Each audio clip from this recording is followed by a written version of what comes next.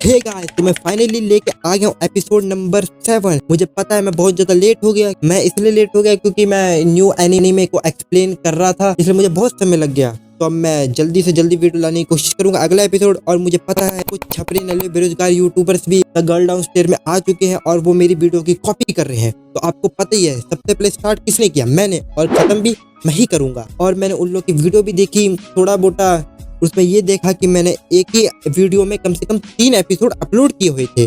मतलब ना फीलिंग ना कुछ, सिंपल सा।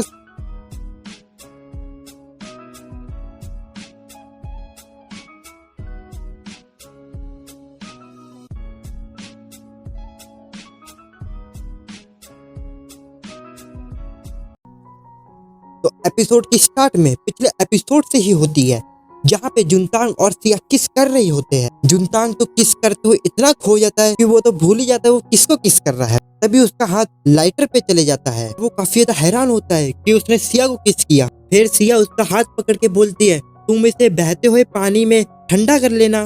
जुनतांग बोलता है ठीक है। फिर सिया बोलती है, मैं घर के अंदर जा रही हूँ। और वो घर के अंदर जाने लगती है। जुनतांग उसे ही देख रहा होता है। सिया रुक के बोलती है, क्या तुम अंदर नहीं आओगे? जुनतांग बोलता है, मैं थोड़ी देर बाद आता हूँ। और वो गुड नाइट कहते हुए अंदर चले जाती है। जुनतांग काफी तेजी से सांस ले रहा होता है और बोलता है, मैं अभी सोने जा रहा हूँ। और आंखें बंद करके बोलता है, मैं कल तक ठीक हो जाऊंगा। नेक्स्ट सीन में सुबह हो जाती है। जुनतांग नींद में बोलता है, मैं ठीक हूँ। तभी अचानक से उठ के बोलता है, नहीं नहीं मैं ठीक नहीं हूँ। और सिया के बारे में याद करते हुए बोलता है, मैं बिलीव नहीं कर सकता कि मैं कल रात को एक लड़की को किस किया और वो लड़की और कोई नहीं सिया थी। ये कैसे हुआ? नहीं, मैं सपना ही देख रहा था। फिर जुनतांग अपने हाथों से आंखों को बंद कर लेता है और खोलता है तो उसे कल रात वाला सीन ही याद आता है, जहाँ पे वो और सिया किस कर रहे होते हैं। इसलिए वो बहुत जोर से चिल्लाता है। फिर सीन चेंज होता है और वो तैयार होकर लाइब्रेरी जाने लगता है और बोलता है, अगर मैं घर पे रहा तो कल की बात ही सोचता ही रहूंगा। इतना कहते ही वो बाहर आ जाता है और बेंच को देख के बोलता है, कल रात मैं और सिया बेंच पर एक साथ थे। फिर उसे वही किस का सीन याद आता है। ये याद करके वो जल्दी से मेन गेट से बाहर आ जाता है और वो मेन गेट पे लगे नोट को देखता है जो कि सिया ने लगाया था और उसमें लिखा था, कोई साथ में रहने के लिए एक लड़की चाहिए। जुनतांग बोलता है, वो किराए पे दे रही है, ऐसा क्यों? और वो फिर इतना कहते हुए जाने लगता है। फिर सीन शिफ्ट होता है। जुनतांग लाइब्रेरी में होता है और जो कल रात हुआ वही उसे याद आ रहा होता है।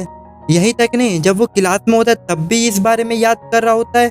और जब उसके मिड टर्म के एग्जाम हो रहे होते हैं तब भी वो पेपर में सिया का नाम ही लिख देता है। सीन चेंज होता है और स्कूल खत्म हो चुका होता है। जुनतांग सिया के रूम पे आके नॉक करता है और सिया दरवाजा खोलती है तो वो काफी हैरान होती है। जुनतांग बोलता है, जो तुमने बाहर नोट लगाया है मैं उसके बारे में सोचना बंद ही नहीं कर पा रहा हूँ और मैं कल रात के बारे में भी बात करना चाहता हूँ। ये सुन के सिया उसे अंदर बुला लेती है। जब वो दोनों अंदर आ जाते हैं तो सिया बिना हिचकिचाए बोलती है, हमने तो कल रात किस किया था। ये सुन के तो जुनतांग के पैरों के नीचे जमीन खिसक जाती है और वो नीचे गिर जाता है। जुनतांग बोलता है, मैं अभी इसके लिए रेडी नहीं था। सिया उसके लिए उससे माफी मांगती है और बोलती है, तुम पहले बैठ जाओ। बाय द वे, ये तुम्हारी पहली किस नहीं थी ना, या थी? ये सुन के जुनतांग को और बड़ा शौक लगता है और कहता है, तुमने मुझसे ये क्यों पूछा? क्या मैंने इतनी खराब किस की थी? सिया बोलती है, नहीं नहीं, तुमने तो काफी कमाल की किस की थी, वो तो बहुत अमेजिंग था। तुम्हारे होठ तो काफी सॉफ्ट थे।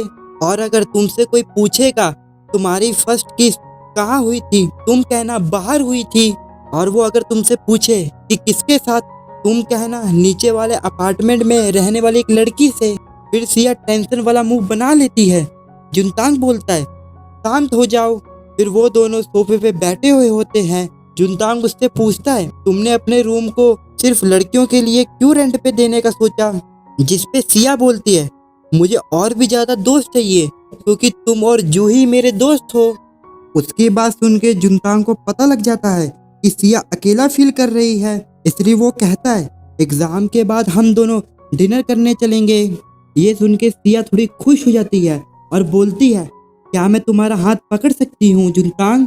जुनतांग बोलता है हाँ, और हाथ आगे बढ़ाता है। फिर ये दोनों हाथ पकड़ के बैठे हुए होते हैं। फिर सिया कुछ बोलती है, वो सुन के जुनतांग थोड़ा हैरान हो जाता है और ये हमें बात नहीं सुनाई देती है, वो हमें आगे बताई जाएगी क्या उसने बोला था। वहीं दूसरी तरफ जुनतांग की हार्ट बीट काफी तेज हो चुकी होती है। फिर जुनतांग के कंधे पे वो अपना सर रख लेती है। जुनतांग मन में कहता है, ये मेरे काफी पास है, कहीं ये मेरी हार्ट बीट ना सुन ले। फिर अगले कुछ दिनों से जुनतांग को वही रात वाले सीन ही याद आते रहते हैं। चाहे वो कुछ भी कर रहा हो फिर भी उसे वही सीन याद आते हैं बार बार। फिर जुनतांग जू से मिलता है और वो पढ़ाई करने के लिए लाइब्रेरी जा रही होती है। वो जुनतांग से पूछती है, क्या तुम लाइब्रेरी में जाओगे? जुनतांग बोलते हैं, हाँ जरूर। लाइब्रेरी में आके जुनतांग विश करता है मुझे जू के पास वाली ही सीट मिले, लेकिन जुनतांग जू का नंबर देखता है तो हैरान हो जाता है, क्योंकि पास वाली तो छोड़ो, उसे तो काफी दूर वाली सीट मिली थी। फिर वो सोचता है कोई बात नहीं, अगर मुझे उसके पास वाली सीट नहीं मिली तो हम दोनों ब्रेक में तो एक साथ कॉफी पी ही सकते हैं और टाइम स्पेंड कर ही सकते हैं। तभी वहाँ पे जू का मेल फ्रेंड आ जाता है और वो जू के साथ काफी ज्यादा फ्रेंडली था, इसलिए वो जू का फेस भी पकड़ लेता है। जू को इतना किसी लड़के के साथ फ्रेंडली देख के जुनतांग को तो काफी जलन होने लगती है। जू अपने फ्रेंड को बोलती है, क्या तुम साथ में लंच करना चाहोगे? उसका फ्रेंड बोलता है, लेकिन क्या तुम अपने बॉयफ्रेंड के साथ खाना खाने नहीं जा रही हो? जू बोलती है, ये मेरा बॉयफ्रेंड नहीं है, हम तो सिर्फ अच्छे दोस्त हैं।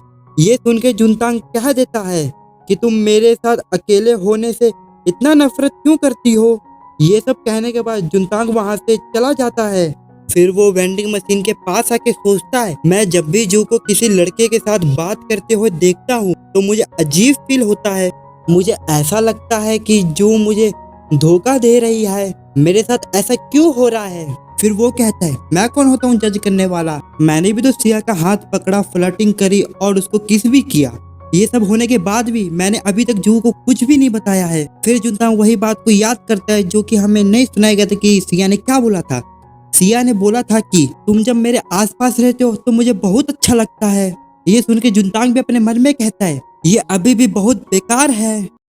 और इसी के साथ हो जाता है ये वाला एपिसोड खत्म। अगर आपको वीडियो पसंद आई हो थोड़ा सा भी तो एक कमेंट सब्सक्राइब जरूर कर देना। तो मिलते हैं इसके एपिसोड 8 में, वो भी जल्द से जल्द मैं लेके आने की कोशिश करूंगा। तो हमारे चैनल को सब्सक्राइब करके रखो, मैं बहुत जल्दी इसकी वीडियो नेक्स्ट ले आऊंगा। तो मिलते हैं किसी और वीडियो में, तब तक के लिए मुझे सपोर्ट करते रहे। तो सायोनारा और बाय।